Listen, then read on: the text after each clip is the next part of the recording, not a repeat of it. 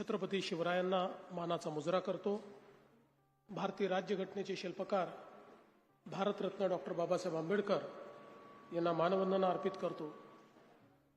आजच्या या अतिशय सुंदर सोहळ्याला मुख्य अतिथी म्हणून लाभलेले भारताचे कणखर आणि कर्मठ गृहमंत्री आणि सहकारिता मंत्री आदरणीय अमितभाई शहाजी, आमचे सहकारी लोकप्रिय उपमुख्यमंत्री माननीय एकनाथराव शिंदेजी, माननीय अजितदादा पवारजी, आमचे दुसरे सहकारी राज्याचे उच्च व तंत्र शिक्षण मंत्री माननीय चंद्रकांत दादा पाटीलजी, या ठिकाणी मंचावर उपस्थित दक्षिण कमांडचे प्रमुख लेफ्टनंट जनरल श्री धीरज सेठ, त्याचप्रमाणे मंचावर उपस्थित श्रीमती मेधाताई कुलकर्णी, श्री रवींद्र चव्हाण, एअर मार्शल श्री भूषण गोखले, श्री विनयजी सहस्त्रबुद्धे, श्री कुंदन कुमार साठे, श्री अनिरुद्ध देशपांडे, श्री पुष्करजी पेशवा, या एनडीएचे commandant vice admiral Shri Gurucharan सिंहजी, या ठिकाणी उपस्थित सर्व छत्रपती शिवरायांवर प्रेम करणारे आणि थोरल्या बाजीरावांच्या पराक्रमाने प्रभावित अशा सर्व माझ्या माता भगिनी आणि बंधूंनो, आज ही अतिशय आनंदाची गोष्ट आहे की एनडीए सारख्या देशातल्या अतिशय नामांकित प्रबोधिनीमध्ये थोरले बाजीराव पेशवा यांचा पुतळा स्थापित होतोय आणि त्याचं उद्घाटन करण्याकरता ज्याचा उल्लेख विनयजींनी केला, मराठा इतिहासाचे अभ्यासक आणि देशाचे गृहमंत्री आदरणीय अमितभाई शहा या ठिकाणी आले आहेत। आपल्या सगळ्यांनाच माहिती आहे की ज्या काळामध्ये छत्रपती शिवरायांनी स्वराज्याची ज्योत पेटवली, त्या काळामध्ये संपूर्ण भारतामध्ये एक प्रकारे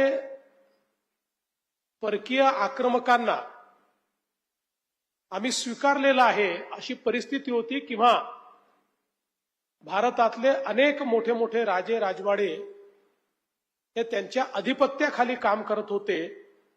आणि अशा काळामध्ये आई जिजाऊंच्या प्रेरणेनं छत्रपती शिवरायांनी सामान्य माणसातली विजिगीषू वृत्ती प्रज्वलित केली, 18 पगड जातीच्या लोकांना एकत्रित केलं आणि एक अशी फौज उभी केली की ज्या फौजेनं मुघली साम्राज्य असेल किंवा त्या काळातले जे चारही आक्रमक होते अशा सगळ्यांना सळो की पळो करून सोडलं आणि स्वराज्याची स्थापना केली। दुर्दैवाने महाराज फार काळ जगू शकले नाहीत, पण त्यांनी सामान्य मराठी माणसामध्ये त्याच्या रक्तामध्ये जो अंगार फुलवला होता, त्यामुळे महाराजांनंतर ही जी क्रांती होती ती थांबली नाही। छत्रपती संभाजी महाराज असतील, ताराराणी असतील, यांनी ती सुरूच ठेवली आणि त्याच मांदियाळीमध्ये अतिशय वीर असलेले श्रीमंत पेशवे थोरले बाजीराव यांचा जो इतिहास आहे तो छत्रपतींच्या स्वराज्याला आणि साम्राज्याला विस्तारित करण्याचा इतिहास आपल्याला पाहायला मिळतो। मगाशी उल्लेख झाला की 19व्या-20व्या वर्षी पंतप्रधान पदाची सूत्र हातामध्ये घ्यायची आणि 20-21 वर्ष नुसतं लढत राहायचं। 41 लढाया, एकाही लढाईमध्ये पराजय नाही, आणि मोगल असो, निजाम असो, पोर्चुगीज असो, सर्व प्रकारच्या शत्रूला नामोहरम करण्याचं काम हे थोरल्या बाजीरावांनी केलं। पश्चिमेमध्ये तर बोलबाला होताच, दक्षिणेमध्ये देखील साम्राज्याचा विस्तार झाला आणि अगदी उत्तरेला आपल्याला माहिती आहे की काबूलपर्यंत देखील त्याचे जे नवाब होते त्यांनाही हरवण्याचं काम किंवा या ठिकाणी बंगालपर्यंत सगळं म्हणजे पूर्व पश्चिम उत्तर दक्षिण अशा सगळ्या त्या काळच्या अखंड भारतामध्ये हिंदवी स्वराज्याची आणि मराठा साम्राज्याची स्थापना किंवा त्याचा विस्तार करण्याचं काम हे थोरल्या बाजीरावांनी केलं आणि त्यांच्यावर अतिशय कमी वयामध्ये शाहू महाराजांनी जो विश्वास टाकला होता त्या विश्वासाला सार्थ करण्याचं काम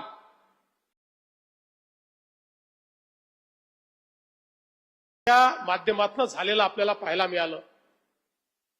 त्यांच्या लढाईच्या संदर्भात त्यांच्या रणनीतीच्या संदर्भात अनेक गोष्टी आपल्याला वाचायला मिळतात.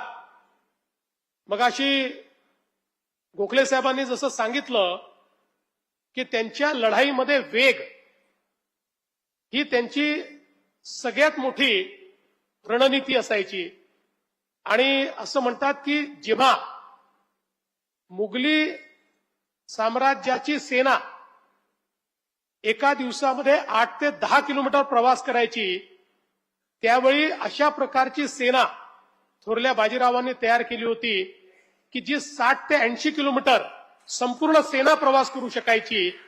अशा प्रकारची सेना आणि त्यांचं हे जे युद्ध कौशल्य होतं आपल्याला माहिती आहे की मोंटेगोमेरी जनरल मोंटेगोमेरी जे एक प्रकारे दुसऱ्या महायुद्धाच्या निर्णायक युद्धाचे नायक ठरले आहेत त्यांनी जगातल्या योद्ध्यांच्या संदर्भात जे पुस्तक लिहिलं त्या पुस्तकात त्यांनी पालखेडच्या लढाईचा त्या ठिकाणी उल्लेख केला आणि strategically one of the best war अशा प्रकारे थोरल्या बाजीरावांचा उल्लेख देखील त्यांनी केलाय.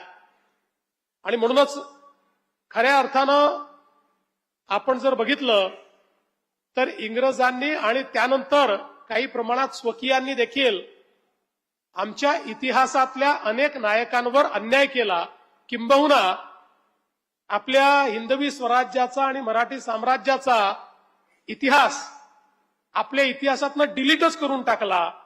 आपल्याला असं वाटलं की मुघलांनंतर थेट इंग्रजच आले आणि त्यांनीच आपल्यावर राज्य केलं आणि त्यामुळे आपले अनेक जे महानायक होते यांचा विसर आपल्याला पडला.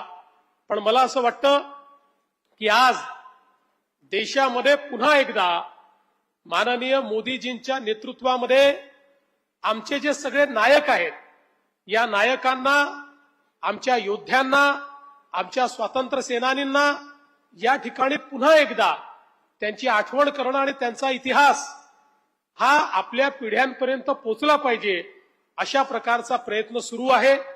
आणि मला अतिशय आनंद आहे की अशाच प्रकारे छत्रपती शिवरायांचे एक सेनानी म्हणून त्याच साम्राज्याचा वारसा पुढे नेण्याचा प्रयत्न करणारे थोरले बाजीराव यांचा अतिशय सुंदर अशा प्रकारचा पुतळा हा एनडीए मध्ये या ठिकाणी लागला. मला असं वाटतं की त्यांच्या पुतळ्याकरता एनडीए पेक्षा उत्तम स्थान दुसरं असूच शकत नाही. कारण आमची सामरिक शक्ती ज्या ठिकाणी शिकवली जाते, युद्धनीती जिथे शिकवली जाते, युद्ध कौशल्य जिथे शिकवलं जातं, सैनिकी बाण्याची निर्मिती ज्या संस्थेत केली जाते अशा संस्थेमध्ये हा पुतळा लागणं हे अत्यंत मला असं वाटतं महत्वाचं आहे. आणि म्हणून या समितीचं मी अतिशय मनापासून अभिनंदन करतो.